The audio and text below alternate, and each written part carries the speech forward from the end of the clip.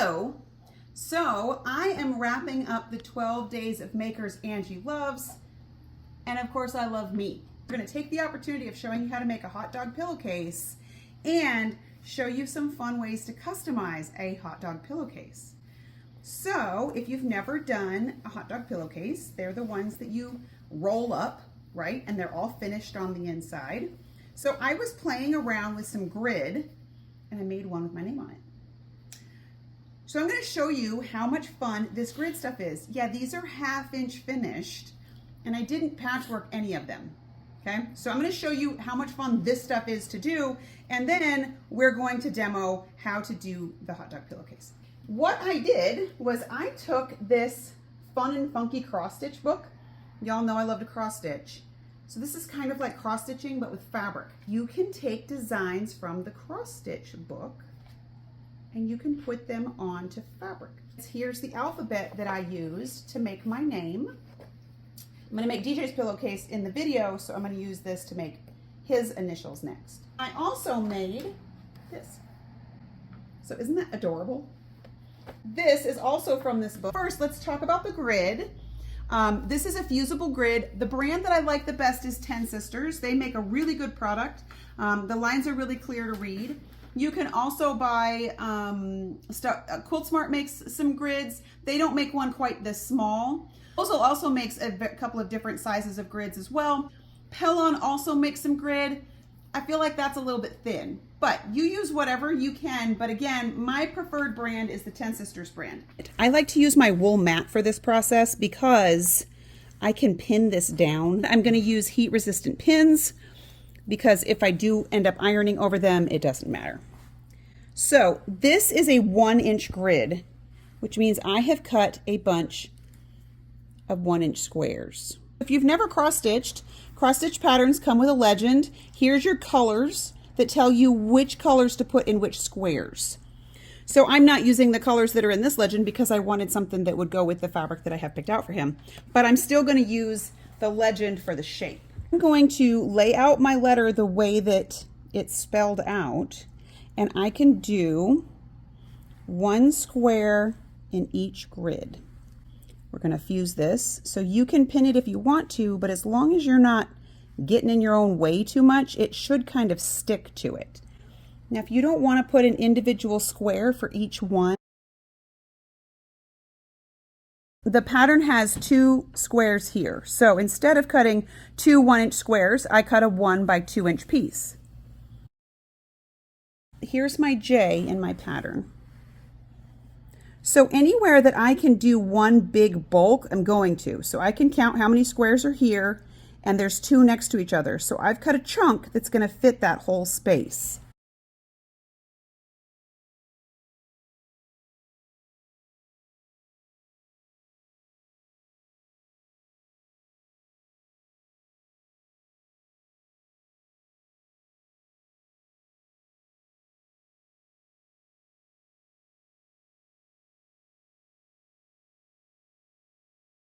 Then I'm going to put some gold fabric in the background just because I think it makes it pop out really nice. I don't have to put individual squares all the way down the middle. I could just put a 2-inch strip here. But since I'm doing this with scraps, I had 1-inch strips of this fabric cut already that were left over from a quilt. So I'm just going to put those 2 in the middle, and you're going to see why it doesn't matter if you seam them or not first. Then we're going to build our D.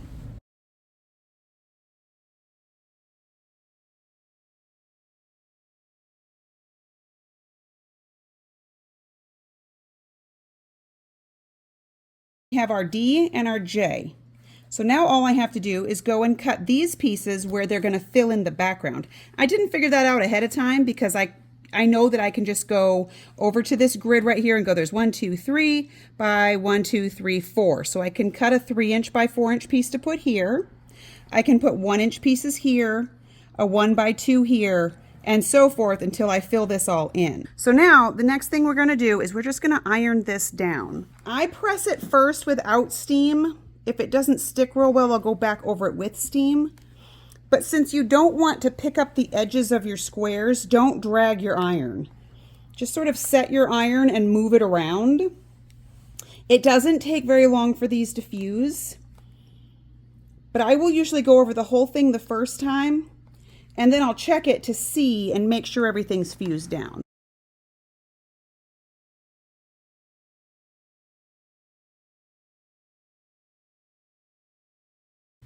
And when I take it off my board and I flip it over, see, everything's stuck on there, you're going to be able to see the grid lines better.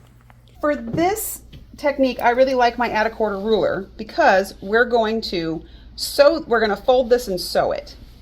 So what I typically will do is I'll start on one end, and because we've got fabric, you know, the fabric is loose in between, it's kind of easy to fold it on that line. But you're going to fold it right sides together, right along the line that you can see on the back. And you don't have to iron it yet, but you can just sort of finger press it from the back. You want it, the first tip I'm going to give you is you want to make sure that you can see the line on the very edge of your piece. Then you're going to drop your foot. I always bump my needle over just one little notch so that it's closer to the edge of my 1/4 inch foot. And we're going to sew a 1/4 inch seam allowance all the way down that seam.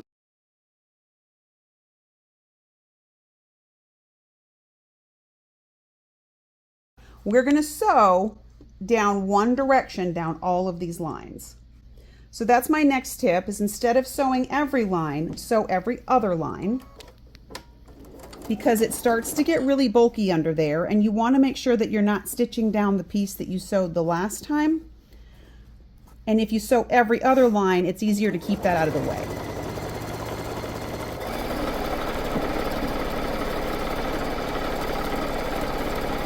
Now I've sewn every other row, so it's starting to kind of look like something.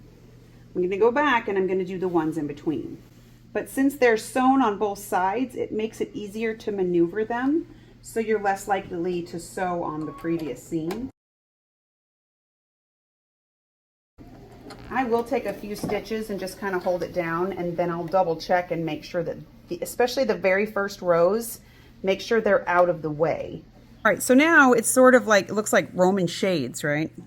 So I'm going to take my heat-proof pens, I'm going to pin it back down to my wool mat to hold this side in place.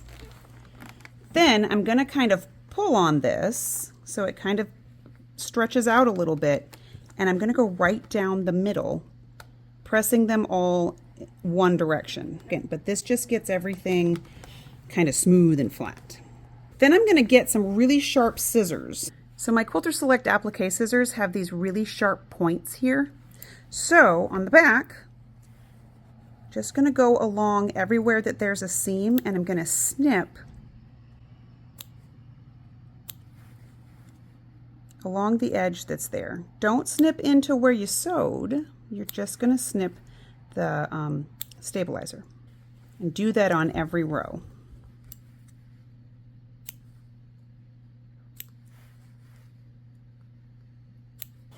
All right, so since we have snipped all those, see how they just kind of lay really flat? What that's going to mean is when I go to sew them together the other direction, so now we've sewn all this way, now we need to sew this way. So when I pull them apart from each other, see how they're going to open up like that? That's going to make them really easy to take over to the machine and push each seam to one side. When we pop these apart, see how they will lay one side or the other? This will let you alternate which side is laying down so you can nest your seams even though you're not actually doing any patchwork. So what I will do is, and it will kind of naturally flow that way. If I just push the top layer up, then the bottom layer will naturally go down.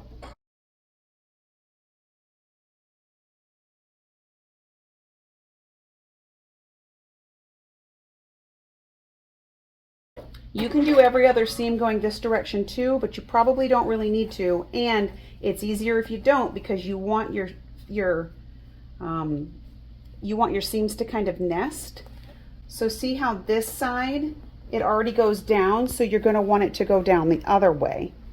It's harder to do it where you flip the back up going that direction, so I will flip it over and go from the other way so that it's easier for them to stay down. Take your couple of stitches first. We're going to lay it flat, pull the seams down.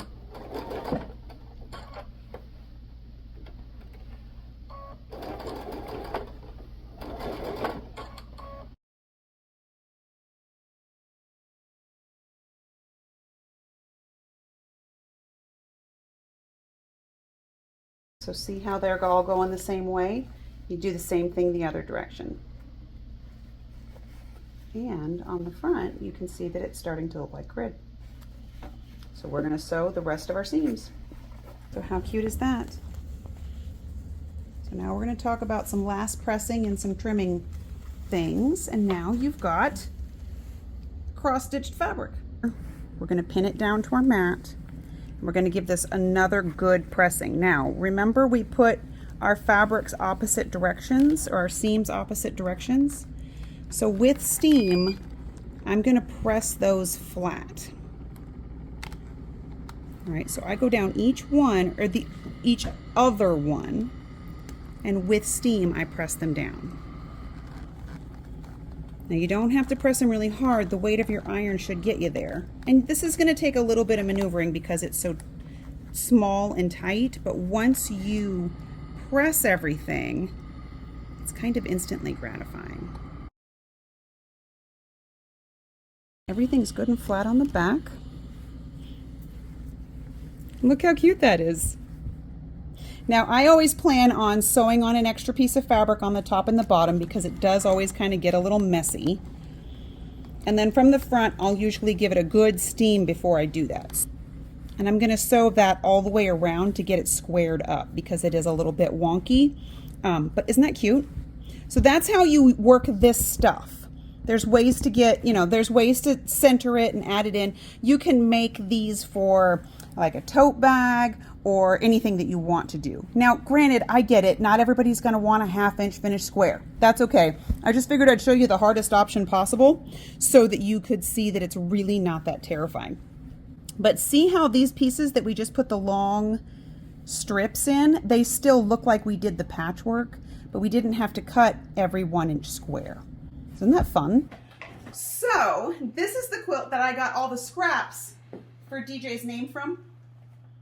So I just happen to have all of these scraps laying around, and so that's what's really fun for doing this with. You don't need a whole lot of fabric. This was, I don't know, an 8 inch square of the red and the black. Actually, all of them. They were just scraps laying around. But how much fun is this quilt? So this is a variation on the Hall of Mirrors pattern, which is on our website. This uses the 6.5 inch block triangle trimmer. It is instantly gratifying and super fun. So if you want to know more about this, we'll do a standalone YouTube video about this as well. I just wanted you to see that when you have scraps left over, because you can do something fun with it like this. So that's exactly how I made this one. Same idea. Now we're going to show you how to take this and turn it into a pillowcase. I made my cross stitch patchwork. I bordered it, I added a strip, and then I added another piece of fabric. The reason for that is normally when you make a hot dog pillowcase, you have 3/4 of a yard of your regular fabric, and then you have 1/3 of a yard of your cuff. You can also add, which we're going to do with this one, you can also add a little flange piece. So we're going to do both of those things here. Okay, because I made an equal part. This is how wide this one is. This one comes out to be about 7.5 inches. So I cut another piece of fabric the same width, sewed them together, right sides together, and I made a big tube. So now if I go and lay my pillowcase together, I know my pillowcase is going to kind of look like this, right? So I want to double check and see if that looks right. So that looks good because that's the top of my pillowcase. So I'm going to go ahead and cut the edge of this off so that I have a nice clean side here. So I'm just going to take my scissors and cut up the side. Now normally when you make a hot dog pillowcase, again, you've got 3/4 of a yard of the body of your fabric, 12 inches or 1/3 of a yard of the cuff.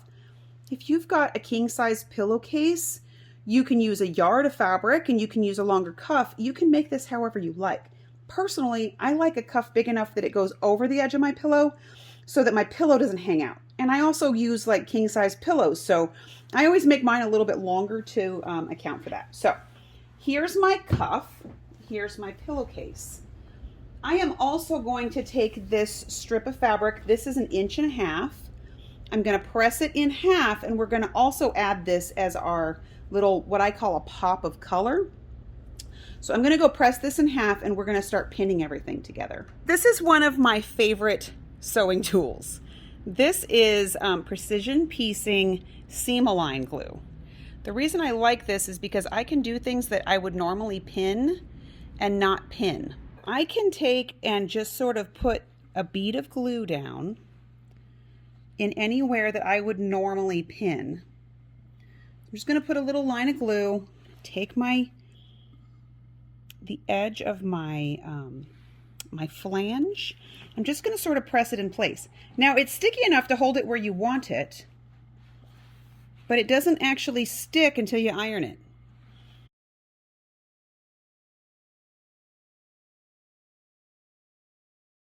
It's really cool stuff. So I'm just going to put a long bead all the way along the edge of my pillowcase cuff. And since it doesn't dry until you iron it, you can just let it kind of sit there until you get what you want positioned in place. So now we're going to take our seam-align glue and we're going to glue the body of the pillowcase to the cuff. So again, to limit the amount of pins we're going to use, we're going to take our bead of seam-align glue and put a layer on the other side of our flange. Now remember, I've got selvage over here, so I'm not going to worry about that. I'm just going to try to make my selvage go past where the edge of my cuff is. We're just going to place it down. We're going to let the glue kind of hold this in place until we iron it. And you'll notice that we have right sides together on our fabric. We're going to take the body of our pillowcase and we're going to roll it up like a tube, or like a hot dog, or like a hot dog bun, or like a burrito, or any of those other words that we use to talk about these pillowcases. So just sort of roll it up into, it doesn't have to be super tight, you just have to keep it out of the way of taking the other end of the cuff and putting it down. Now you could glue this layer if you want to too. I don't, because I'm really just going to take it from here to the machine. So I just want to hold everything in place enough to get from here to the machine. All right, now I'm just going to go over to my machine. I'm going to sew a 1/4 inch seam allowance all the way along my tube. And then I'll come right back and we'll turn it out.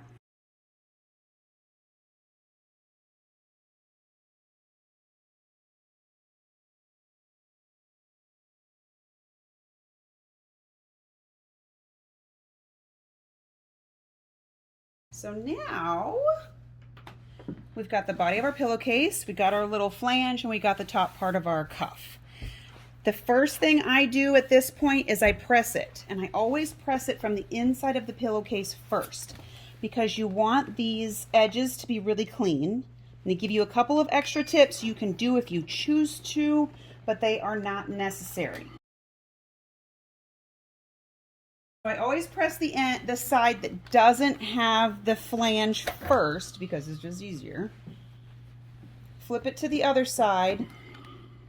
And you want to make sure that you don't have any like pleats in the cuff before you sew this into a pillowcase. So I just sort of push it up and make sure that there's no creases pressed in the seam. You only have the one seam, so it's not too difficult to do. Then I will actually press the edge, like the folded part of my cuff, because I want everything to be really crisp before I sew the side seams. You can go and top stitch this if you want to. Some people will stitch right in the ditch to give it a little bit more anchoring. But you'll notice that since we glued everything, everything's really nice and clean. You have no open seams or no raw edges. We're going to do that with the sides too so that we can get rid of all of this other edge over here. So I'm going to go over to my cutting mat and I'm going to get my long ruler and we're going to clean up the side. So I've got my long 24-inch ruler. Just going to fold my pillowcase this way for now, just enough to clean up these edges. So if I match the top of my cuff with the bottom of my pillowcase and use my long ruler and square up my side just like I would any other quilting fabric I'm going to cut. Now we have a nice clean edge on that side. We're going to bring it over to this side and do the same thing. Now we're going to do what's called a French seam. So we're going to unfold our pillowcase, fold our cuffed ends together like this. Now a French seam lets you have encased edges. So the thing you want to pay attention to is that this point right here lines up. It's really the only place I pin. Now I know this feels weird, especially for you quilters, is putting the fabric wrong sides together. But what that's going to do is it's going to let us encase everything. So I'm going to go to my machine. I'm going to sew a 1/4-inch seam allowance right from the top of my cuff down this side and across the bottom. And then we're going to show you the last step. All right, so I've sewn a 1/4-inch seam allowance. I backstitch here at the beginning and I backstitch here at the end. Since you have a fold over here, you don't have to do anything with that. It's already a natural edge. So now I'm going to take and turn my pillowcase inside out. So the pretty side of my fabric is on the inside now. I'm going to poke my corners out. I'm going to show you another trick that I like, especially when I'm doing French seams. I'm going to poke both corners out. Then I'm going to use my precision turning tool because it has a ballpoint end, and I'm going to run it right up this seam that I sewed, because that's going to push the seam allowance out to the edge. It's going to make it easier to press. And I just run this all the way up my seam, all the way up my pillowcase. Okay. Now, some people don't do this step, but I find that it comes out a lot crisper and cleaner if I roll my hem, or I roll my seam out and then I press this along that seam allowance. Okay. Now the last thing we're going to do is we're going to sew another seam here. So here's the edge of my seam allowance, because I only did a 1/4-inch seam allowance. You can feel it, like if you run your nail across, you can feel it, it's right there. I'm going to do a little bit of a wide 1/4-inch seam allowance down the bottom and up the side, and then I'm going to backstitch it up here to tie it off really well. So how cute is this?